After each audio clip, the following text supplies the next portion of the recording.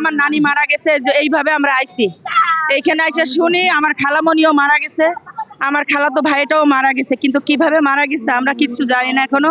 আমার মা, আমার বোন, আমার ভাগ্নে রে কখনো গার্জিয়ান নেই রে।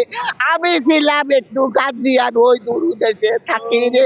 আমি আমার চাচারে সন্দেহ করতেছে কি না জানি না, কিন্তু সে এখানে খুন করতে আসবে কেন? খুব নিশ্চিন্ত, খুব কষ্ট দিয়ে মারা হয়েছে। ঢোকার পরে যে দেখি আমার দাদিরে গলায় ফাঁস দিয়ে তোয়ালে দিয়ে মারা হয়েছে। আমার পুকুরে লাইলন সুতো, মানে লাইলন যে দড়িগুলো যেগুলো আপনার ইউজ হয় এমনি কাছে, ওই লাইলন দড়ি দিয়ে আমার পুকুর এখনো গলায় পেঁচানো আছে, এখনো পেঁচানো। আর আমার ফুফুতো বাইরে খাটে ফেলা রয়েছে মাইরে। ফুফুতো ভাই দাদিরে গলায় ফাঁস দিয়ে মারিছে, কিন্তু পুকুরে কালার এক্সপার্ট ডার্ক স্যাপ এবং মাইল্ড অন হ্যান্ডস টেকনোলজি সমৃদ্ধ অরিক্স অ্যাডভান্স ডিটারজেন্ট পাউডার আপনার লন্ড্রি এক্সপার্ট। আর ফুফুতো বাইরে খুব কষ্ট করে মারিছে, খুব মানে এক জায়গায় দুজনে মেরে ফেলাইছে, তো এক রুমের ভিতরে রয়েছে দুইজন, খুব জোরাজোরি করেছে।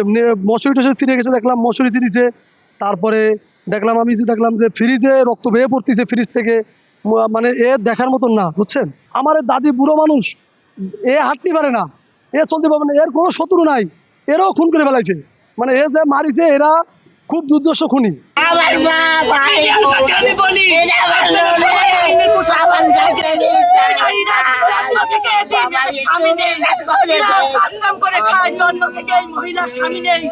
আজকে দীর্ঘ 20-25টা বছর স্বামী হারা এই বাড়ি থাকে।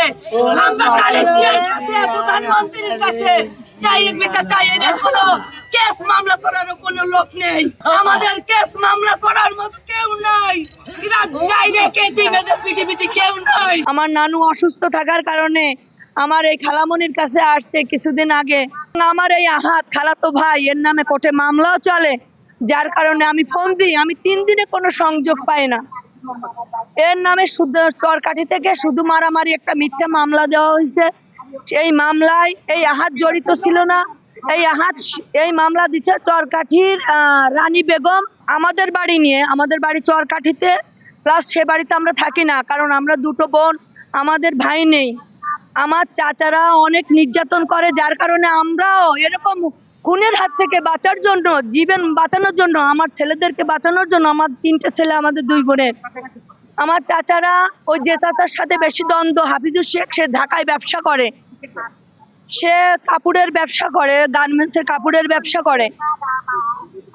আমি আমার চাচারে সন্দেহ করতেছে কি না জানি না, কিন্তু সে এখানে খুন করতে আসবে কেন? তার সাথে তো সমস্যা না, সে তো আমাদের চরকাঠি নিয়ে সমস্যা। কিন্তু এখানে আমার কথা হচ্ছে যে আহাত আমাদের কেদের সাথে জড়িত ছিল, এখন কিভাবে এই খুন কারা করলো?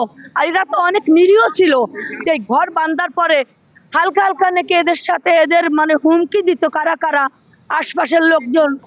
তা বলে যে অনেকে গ্যাঞ্জাম করে, ওই ঘেন নিয়ে নাকি গ্যাঞ্জাম করতো, পাশে নাকি কারা ছিল তাদের নাকি অনেক হুমকি দিত।